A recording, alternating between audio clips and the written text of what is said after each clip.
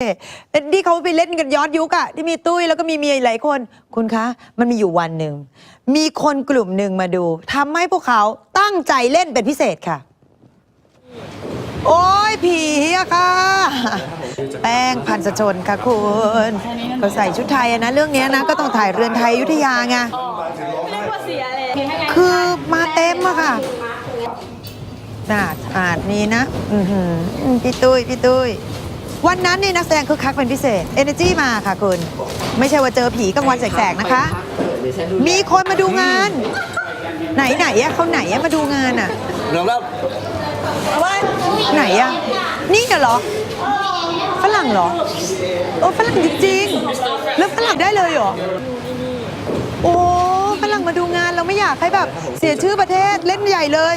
เอาฟังเสียงเขาหน่อย20เดี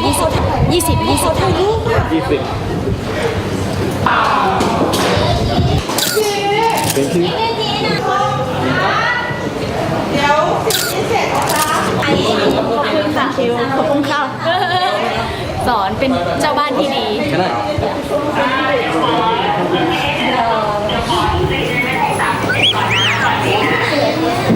เป็นคำฟ้องอีก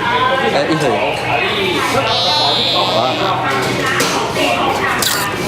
อ๋อใช่มันก็คือเป็นสถานที่ท่องเที่ยวค่ะก็จะต้องคอยดูนักท่องเที่ยวดีเวลาเขามาดูก็ทำส่งเสียงอะไรนี้ครับจะคอยบูดมาครับผมครับผมวันนี้